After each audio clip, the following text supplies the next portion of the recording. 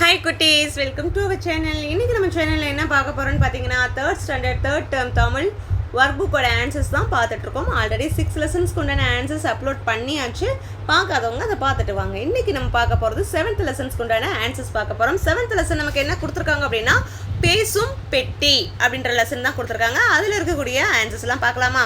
First இந்த லெசனில் நம்ம என்ன எழுத்துக்களை கற்றுக்கிற போகிறோன்னா வரிசையுடைய எழுத்துக்கள், வரிசையுள்ள எழுத்துக்கள் கற்றுக்கலாங்களா? பாருங்க. கவ், ngவ், ஷவ், ஞவ், டவ், நவ், தவ், நவ், பவ், மவ், யவ், ரவ், லவ், பவ், லவ், லவ், ரவ், நவ். இதெல்லாம் ஓசையுடைய எழுத்துக்கள் அப்படின்னு சொல்லலாம். சரிங்களா? அந்த மாதிரி தான் நம்ம படித்து பார்க்கணும்.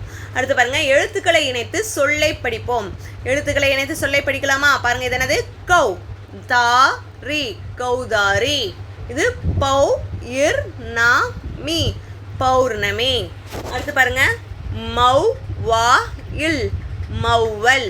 அடுத்து வௌ, வா, இல், வௌவால். சரிங்களா? அடுத்து பாருங்கள், என்ன கொடுத்துறாங்க? படத்தை பார்த்து விடையளிப்போம் அப்படின்னு சொல்லிட்டு.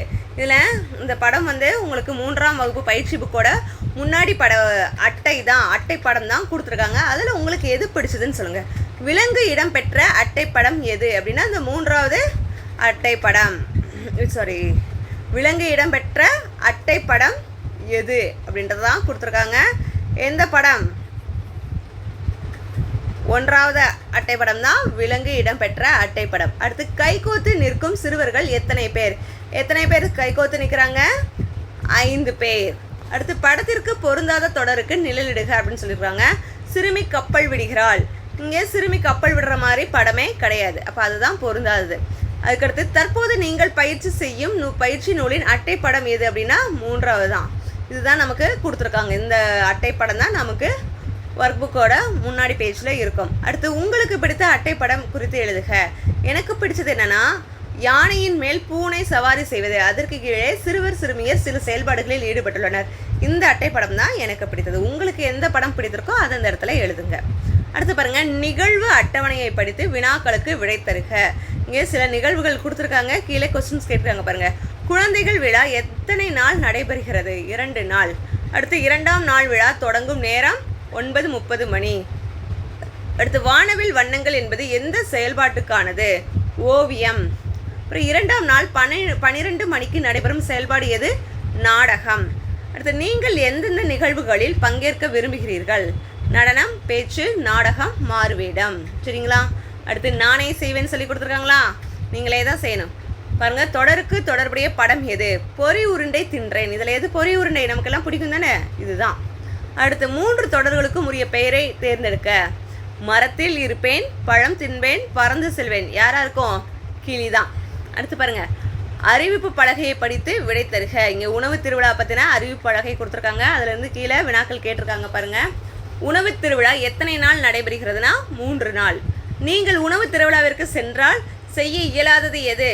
உணவு வகைகளை செய்து பார்த்தல். நம்ம செய்ய முடியாது தானே. ஒன்று என்ன வச்சுருக்காங்கன்னு பார்க்கலாம், இல்லாட்டி என்னன்ட்டு டேஸ்ட் பண்ணி பார்க்கலாம். சரிங்களா? அடுத்து பாருங்கள், இவர்கள் என்ன பேசியிருப்பார்கள் எழுதுக அப்படின்னு சொல்லி ஒரு சிறுமியும் ஒரு வண்ணத்து பூச்சியும் பேசிக்கொள்வது போல. வண்ணத்து பூச்சி பேசுது, என்னை தொடு பார்க்கலாம் அப்படின்ட்டு. இப்போ சிறுமி சொல்கிறாங்க, உன்னை தொட வந்தால் நீ பறந்து விடுகிறாயே அப்படின்னு சொல்கிறாங்க. சரிங்களா? அடுத்து பாருங்கள், கால அட்டவணையை படித்து விடையளிக்கன்னு சொல்லி கொடுத்துருக்காங்களா? இங்கே கால அட்டவணை கொடுத்துருக்காங்க. கீழே கொஸ்டின்ஸ் கேட்டிருக்காங்க பாருங்கள். தமிழ் பாடம் ஒரு வாரத்தில் எத்தனை நாள் முதல் பாட வேலையாக உள்ளது அப்படின்னா 2 நாட்கள். அடுத்து வியாழக்கிழமை மாலை 3:40 மணிக்கு என்ன செயல்பாட்டை செய்வீர்கள்? விளையாட்டு. அடுத்து பாருங்கள், கண்மணி விடுப்பு எடுத்த கிழமை எது? எந்த கிழமைனா செவ்வாய்க்கிழமை. அடுத்து கண்மணி சொல்வது எழுதுதல் பயிற்சியை மேற்கொள்ளும் நேரம் 1:30 2 மணி வரையும். சரிங்களா? இப்போ இன்றைக்கி லெசனில் நம்ம 7th லெசனுக்கு உண்டான ஒர்க் புக் ஆன்சர்ஸ் எல்லாம் நம்ம பார்த்தாச்சு. சரிங்களா?